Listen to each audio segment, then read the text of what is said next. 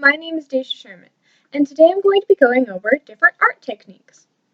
Now, there are all sorts of different mediums and values in art, but today I'm just going to be going over watercolor techniques.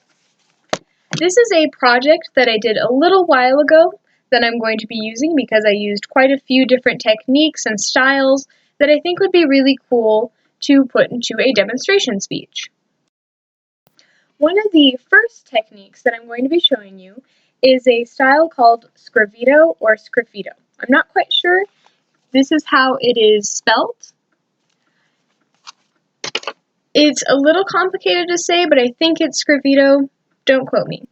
So what it is it's where you still have your wet watercolor, and you just take your end of your brush and you just scratch into your wet watercolor. Now, usually darker colors show up better in watercolor with Sgraffito. And what you can usually do, I just did some cross-hatching, which is just the lines and the opposite way. But you can make bricks, you can make tree branches. It's usually a way of drawing into your watercolor. Another technique in art and watercolor is to take salt and with your still wet watercolor, this appears on lighter as well as darker colors. You take a pinch of salt, or maybe a small handful, depending on your size of your canvas, and you just pinch and you just go over. Let me just get a good angle. So you just pinch it and you just put it all over, or in a specific place where you want it.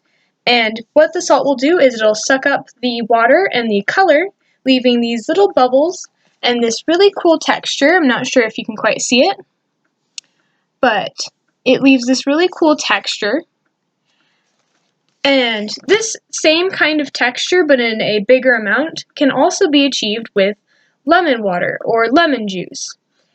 And what it'll do is it'll create a really cool texture that almost separates and pushes the watercolor away from it or sucks it up.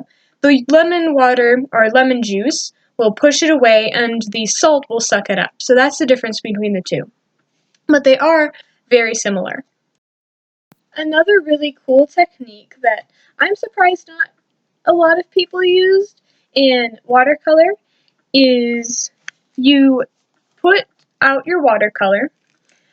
For this color, I chose red. It's in the heart.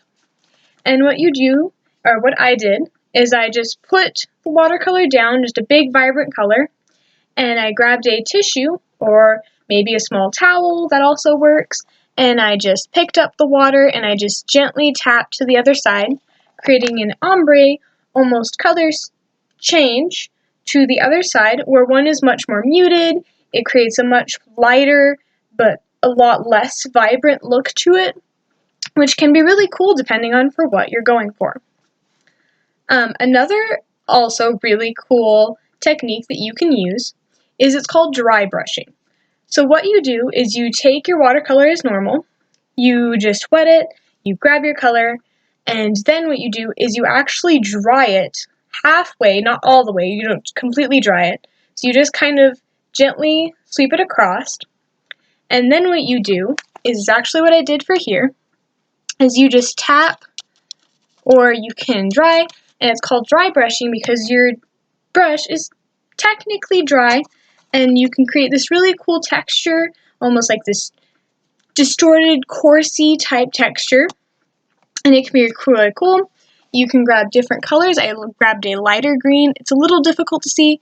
I grabbed a lighter green to darker green, and I just tapped it in, and I just blended it together. And then also a really cool way to clean up is I usually use white oil pastels, but I can't find my white oil pastel, so I'm just grabbing a blue one because it's easier to see. And what oil does, a oil pastel, is it pushes away the watercolor so you can leave your area blank. So if you don't want your watercolor to touch a certain area, this can kind of help to push the watercolor away so that it doesn't put itself on that area. Thank you so much for watching my speech, and I hope you enjoyed, and have an amazing day.